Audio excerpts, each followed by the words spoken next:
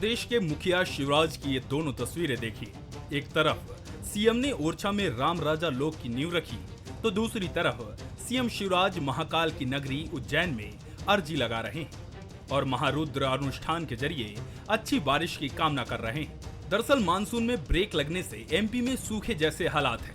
फसलों की सिंचाई और बिजली की सप्लाई के लिए किसान परेशान हैं। तो जाहिर है कि प्रदेश के मुखिया के माथे पर भी चिंता की लकीरें हैं। हाँ, मैंने महाकाल महाराज के चरणों में जाके प्रार्थना की है। राम रजा लोक का भी आज शिलान्यास हुआ है, वहाँ भी मैंने प्रार्थना की है, क्योंकि मेरी आस्था है और ये आस्था करोड़ों करोड़ों लोगों की है। मैंने प्रदेशवासियों से भी अपील की है कि प्रार्थना करें, प्रार्थना का असर होता है। एक हम प्रार्थना भी करेंगे, लेकिन दूसरे मैं हाथ पे हाथ रख के नहीं बैठूंगा। किसान आज संकट में हैं और संकट के समय मेरी प्राथमिकता किसानों को इस संकट से बाहर निकाल के ले जाना है। लेकिन आप सोच रहे होंगे कि इसका सियासत से क्या लेना देना है, तो पीसीसी चीफ कमलनाथ के इस बयान को सुन लीजिए। शिवराज जी को बहुत सारी पूजा करनी पड़ेगी। हाँ, केवल सूखा की नहीं, बिजली की, रोजगार की, भ्रष्टाचार की, इनको ये सब पूजा करनी पड़ेगी। मैं मांग करता हूँ फसलों का फौरन सर्वे हो और मुआवजा दिया जाए। बारिश पर हो रहे अनुष्ठान को लेकर तंज कस रहे हनुमान भक्त कमलनाथ बीते दिनों बागेश्वर धाम की दिव्य कथा में भक्ति में लीन नजर आए थे, जिसके बाद सनातन और हिंदू राष्ट्र की चर्चाओं ने जोर पकड़ा था। अब छिंदवाड़ा में पंडित प्रदीप मिश्रा की कथा की तैयारियां जोरों पर हैं। चुनावी साल में सियासत इस कदर हावी है कि हर मुद्दा सियासी रंग ले रहा है, फिर चाहे वो हिंदुत्व, सनातन या फिर सूखे की मार से ही जुड़ा क्यों ना हो। तो जनता भी सब देख रही है और किसकी आस्था पर मुहर लगाएगी, ये देखने वाली बात होगी।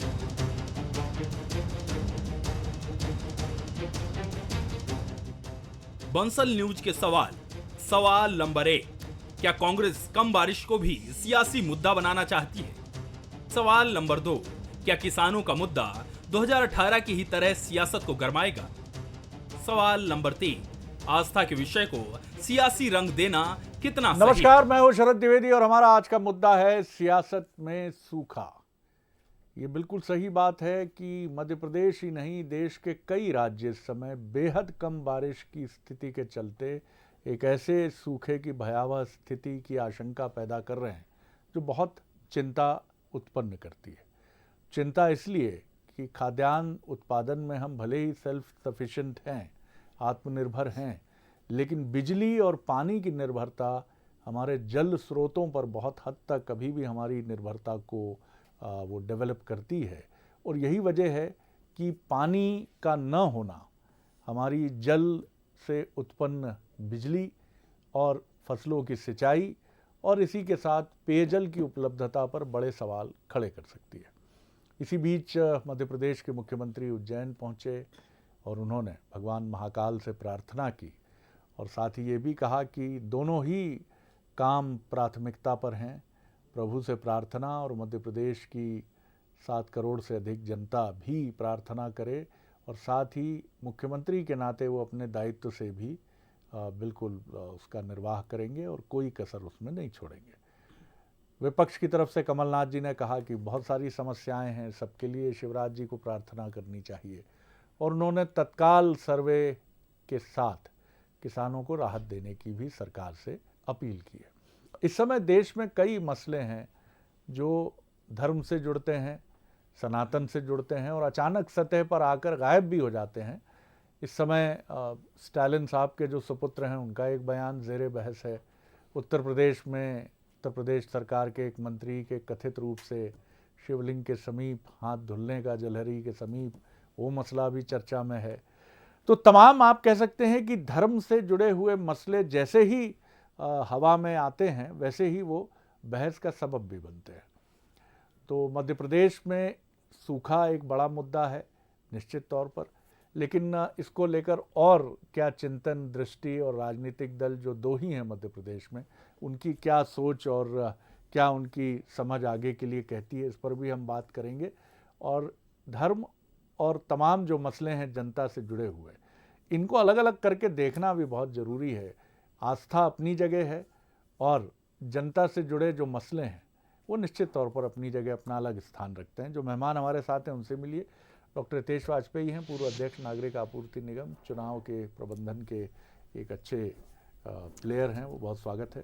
अवनीश बुंदेला जी हैं, प्रवक्ता हैं कांग्रेस के, और काफ़ी वो भी चुनाव की राजनीति को समझने, देखने और उस पर एग्रेसिव तरीके से चोट करने वाले युवा राजनेता हैं, उनका बहुत स्वागत। मनोज सैनी जी हैं, executive editor Bansal news. Manoj, पहली टिप्पणी आपकी, इसको लेकर भी बयानबाजी का दौर शुरू हुआ। सनातन और तमाम मसले जो हैं वो पहले से ही चर्चा में हैं, किस तरह देखते हैं आप? देखिए, कल बिंद से भी सनातन पर काफ़ी जोर दिया नड्डा साहब ने, और वहाँ मैं मौजूद था तो नज़र आ रहा था कि सनातन के साथ ही भारतीय जनता पार्टी आगे बढ़ने वाली। पहले बात हिंदुत्व की होती थी, अब उसमें थोड़ा सा परिवर्तन आया, बात सनातन की होने लगी। और सनातन के साथ जाने का मतलब भी ये है कि विकास और बाकी। लेकिन जहाँ तक जल की बात आती तो शरद जी, जल ही जीवन है, ये तो सच है। और इस बार जो जल की कमी, पानी की कमी है, किसी भी सरकार की सफलता असफलता इस बात पर भी बहुत ज़्यादा निर्भर करती है कि वहाँ का मानसून कैसा रहा। लेकिन इस बार मानसून की बेरुखी चिंता बढ़ा रही है। कल मंच से शिवराज सिंह चौहान ने कहा भी, आज भी कहा, लगातार वो कह रहे हैं, लेकिन हम भी देख रहे हैं, क्योंकि जब जनता के बीच में भी जा रहे हैं तो हर जगह त्राही है। डैम अधिकांश खाली पड़े हैं। वर्षा की जो स्थितियां हैं, जो 47 लाख हेक्टेयर क्षेत्र में बारिश की पानी की, ये कहा जाता है कि सिंचाई होती सबसे अच्छा मध्य प्रदेश में काम हो रहा है, लेकिन सिंचाई होगी कैसे यदि डैम में पानी नहीं होगा, ऊर्जा नहीं बन पाएगी, बिजली नहीं मिल पाएगी, तो फिर सारे काम अधूरे रह जाएंगे। तो इस बार के चुनाव का ये भी एक अपने आप में बड़ा मुद्दा होने वाला है। यदि सब कुछ ठीक है, प्रकृति ने आपका साथ दिया, तो बहुत आसान होता है सरकार के लिए खासकर चलना, लेकिन जब प्रकृति की तरफ से इस तरह के संदेश दिखाई दे तो वो और चिंता बढ़ा देते। इसीलिए बीच में आपको धर्म भी आता दिखाई देगा।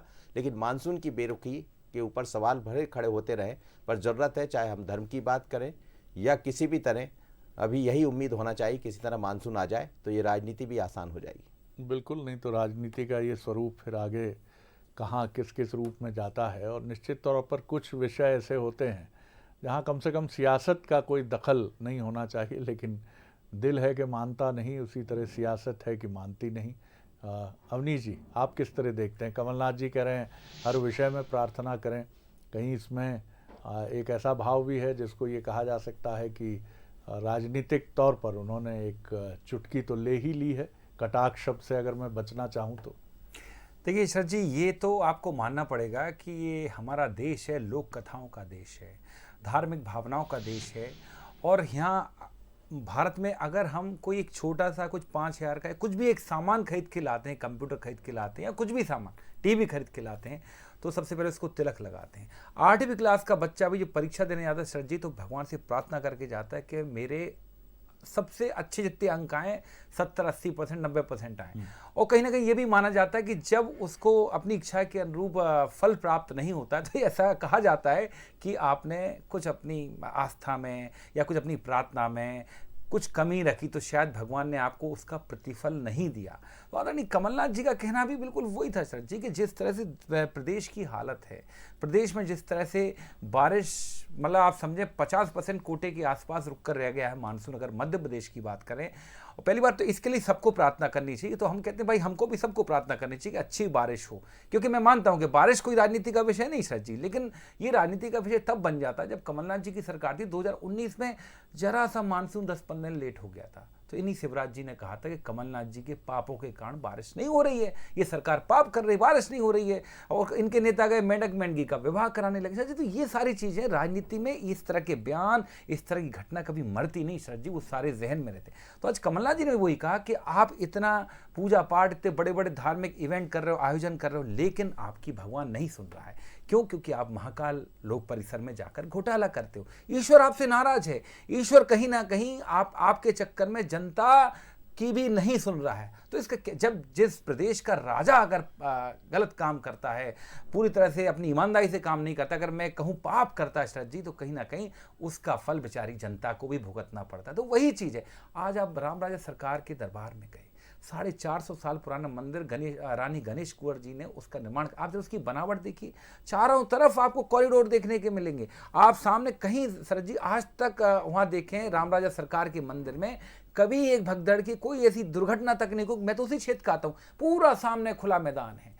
आपकी वही एक स्टाइल बन गया कि महाकाल लोक परिसर बनाएंगे, बड़ा सा इवेंट करेंगे, हुआ तो मोदी जी आएंगे, वहाँ से चलेंगे, यहाँ से कैमरा ढाँव ढिसके और यहाँ से आप शूटिंग करेंगे। ये इनका स्टाइल बन चुका है। हर जगह परिसर, अरे साहब ये तो ठीक है, हम मानते जहाँ आवश्यक है आप करिए, लेकिन सर जी हर जगह अगर आप ये कर रहे हैं तो कहीं ना कहीं लोकल व्यापारियों की भी सोचिए। वहां देखिए सर जी 400 से ज्यादा दुकानदार व्यापारी वो बेघर होने वाले हैं। उधर मंदिर के आसपास देखें लोगों के घर हैं, आप पूरा उनको बेघर करने वाले, ये सारी बात। और फिर उसी राम राजा सरकार की बात करें, आपने नमस्ते ओरछा जैसा इवेंट बंद करा जो कमलनाथ जी की सरकार ने शुरू कराया था। इसके बाद कमलनाथ जी की सरकार ने वो उस पुल के निर्माण के लिए पैसा मंजूर किया था, आपने उसमें भी भ्रष्टाचार कर दिया, जो कि पुल बहुत आवश्यक था 15 साल। लेकिन अवनीश जी बड़ी चिंता भी होती है कि मेरे भगवान और तेरे भगवान भी अगर हो, सबके भगवान तो सबके हैं, सबके भगवान है। हम बिल्कुल नहीं कहते कि मेरे भगवान तेरे भगवान, सर जी सबके भगवान है। लेकिन बात राजा की न्याय प्रियता को भी इससे न जोड़ा जाए तो ज्यादा अच्छा है, क्योंकि हिमाचल में भी बहुत बाढ़ आई थी, बिल्कुल राजस्थान में भी बारिश की कमी है। तो राजा की न्याय प्रियता का पैमाना ये नहीं है, वो काम कर ही रहा है और जनता के लिए निर्वाचित है, चाहे वो लोकतंत्र में कांग्रेस का मुख्यमंत्री हो या बीजेपी का मुख्यमंत्री हो। में निवेदन किया था कि बारिश राजनीति का विषय बिल्कुल नहीं है, बिल्कुल। लेकिन क्या होता जब कोई बयानबाजी होती तो हाँ, ये दोनों तरफ से, मैं इसको एक आप ही की तरफ नहीं कर रहा हूँ ये बात, कि अगर बीजेपी की तरफ से भी इस तरह की बयानबाजी होती है कि किसी के तथा कथित रूप से गलत कार्यों का ये प्रतिफल है, तो ये उचित नहीं है। और कांग्रेस की तरफ से भी ये बात होती तो वो भी कतई उचित नहीं है। डॉक्टर हितेश वाजपेयी। देखिए, आप बोलते चले गए राजनीति का विषय नहीं है, लोक कथाओं का अपना स्थान है। और आपने मेंढक मेंढकी की छाती, जो गांव-गांव में लोग जो खेतीहर किसान है छोटे, जो अपनी लोक परंपराओं के अनुरूप कराते हैं, उनका भी यहाँ बैठ के मजाक उड़ा दिया। तो आपको समझ में नहीं आ रहा आप कहना क्या चाहते हो। आप सनातन को मानते हो, महाकालेश्वर जी का मजाक उड़ा दिया आपने आके। फिर आपने खुद ही चित्रगुप्त महाराज की तरह बही खाता अपने हाथ में ले लिया और रिजल्ट सुनाने शुरू कर दी, ये पापी है, ये न्याय हो गया, ये अन्याय हो गया। पूरे 15 मिनट आपने सारा उनका खुद ही पढ़ दिया उठा के। फिर उसके बाद आप उन लोगों के साथ घूम रहे हो जो सनातन को डेंगू और मलेरिया कह रहे हैं। तो बड़ा मेरी तो समझ के बाहर है कि ये मतिभ्रम जो है कि स्थिति कांग्रेस के साथ क्यों है। बहरहाल अच्छा, मज़े की बात यह है कि चलो जहाँ बारिश कम हुई वो पापी है, तो राजस्थान में तो 45% कम हुई, हमारे यहाँ तो 30% तक कम भराए हैं। तो अब मतलब वो 10% ज़्यादा पापी हुए अशोक गहलोत जी, कमलनाथ जी की परिभाषा के हिसाब से, और उससे थोड़ा कम पापी भूपेश बघेल जी भी हो गए।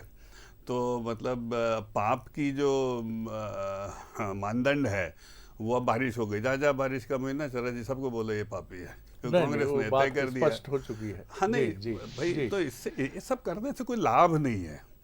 दूसरी बात जो बहुत महत्वपूर्ण है शरद जी, जिसकी तरफ आपने इशारा किया कि हाँ, सूखा सियासत का विषय नहीं है, सूखा राहत का विषय होना चाहिए। और यही कारण है कि अभी चूंकि कुछ दिन बचे हैं तो एक अनुरोध है जो हमारा परंपरा है, हमारी प्रार्थना है। और मध्य प्रदेश के लिए सबसे महत्वपूर्ण ज्योतिर्लिंग जो हैं वो श्री महाकालेश्वर हैं। कमलनाथ जी भी वहाँ जाते हैं, तो हम क्या कहें कि वो क्या बोलने जाते हैं, मैं भी कुछ बोल दूँ तो अच्छी बात थोड़ा ना होगी कि वहाँ इसलिए जाते हैं। तो क्यों हम ऐसी चीज़ों का मजाक उड़ाएं। लगभग 20-25 और कहीं कहीं 30% जलाशय कम भराए हैं।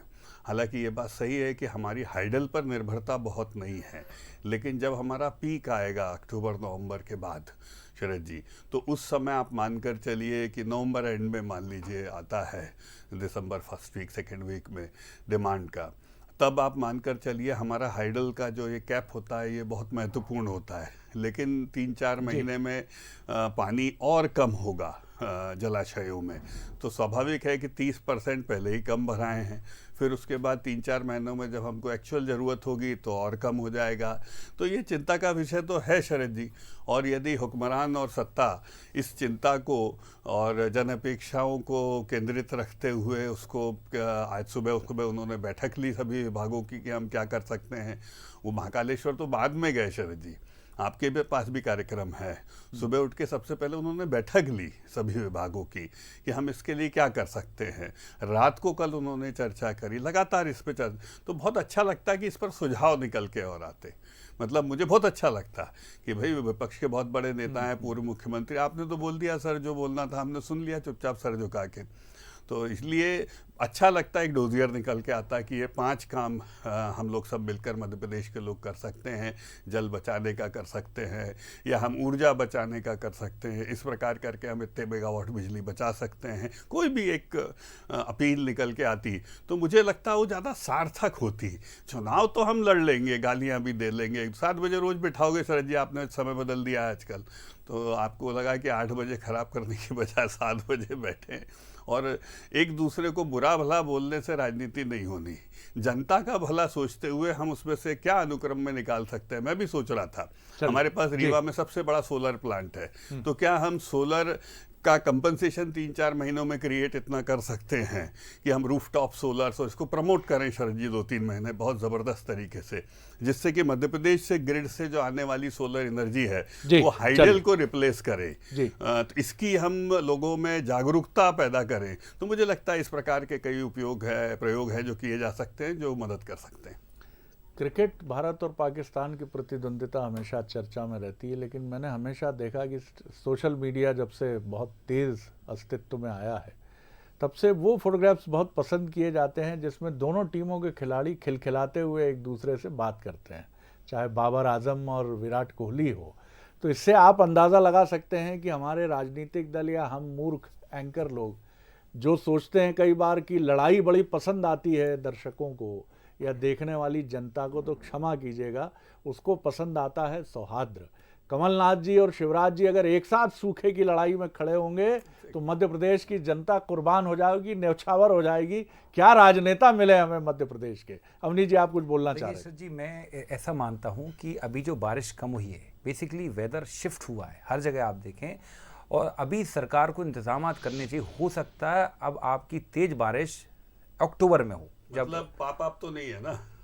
मैं अच्छी बात पे आ रहा हूँ। अच्छी बात ही कह रहा हूँ। देखिए पाप तो ऐसा है, पाप तो हो रहे हैं, छोड़िए। देखिए बाकी राजस्थान, मैं राजस्थान की बात मैं कर दूं। राजस्थान में सर जी अगर आप देखें तो एक समय बारिश नहीं हुआ करती थी, वहाँ की सरकारों ने जो भी जिसकी भी सरकार बदलती नहीं, लेकिन सर जी वो मुझे लगता है शिवराज जी उस जगह फेल हो गए। शिवराज जी को आज जैसे आप 18 साल से मुख्यमंत्री, अगर ठीक है एक बारिश नहीं हुई एक बार में, तो आपको कहीं वाटर रिचार्जिंग सिस्टम, आपको अपने जलाशय पूरी तरह से। राजस्थान में बारिश नहीं होती थी ऐसा कोई तथ्य नहीं है सर। मैं अच्छी बात कर रहा हूं, अशोक गहलोत साहब भी बारिश ले आए, ये तो और नई बात अच्छी बात, मैं कितनी अच्छी बात कर रहा हूं, आज की बात नहीं कर रहा। हम लोग साइंस के स्टूडेंट हैं सारे लोग। सीताराम अब सीताराम पे चले गए, आपसे विज्ञान की बात करी तो अभी मैं पाप पुण्य की कर रहा था तो आप शिफ्ट समझाने लगे। चलिए देखिए दर्शक आपसे तथ्यात्मक सुनना चाहता है, वो बताइए एक दूसरे को चिढ़ाने की मनोवृत्ति नहीं देखना चाहता। आप वही कह रहा हूं, जो मुख्यमंत्री मजबूर होके ये कहे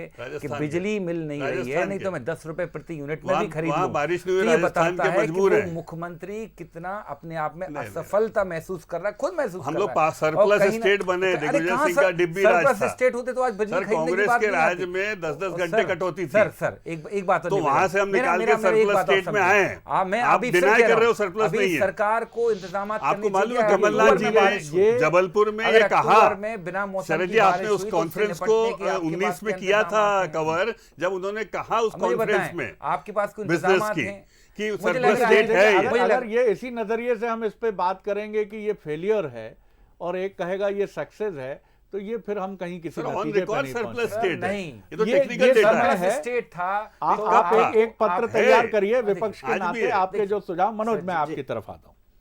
ये चीज राजनीति को बड़ी ही दोहराव की तरफ भी ले जाती है कि आप कहने लगते हैं, विपक्ष कहने लगता है नाकाम सरकार, और सत्ताधारी दल कहता है कि ये एक अशक्त निशक्त और उपहास के लायक विपक्ष है जो जनता की भावनाओं को समझा ही नहीं है, इसीलिए विपक्ष में बैठा है।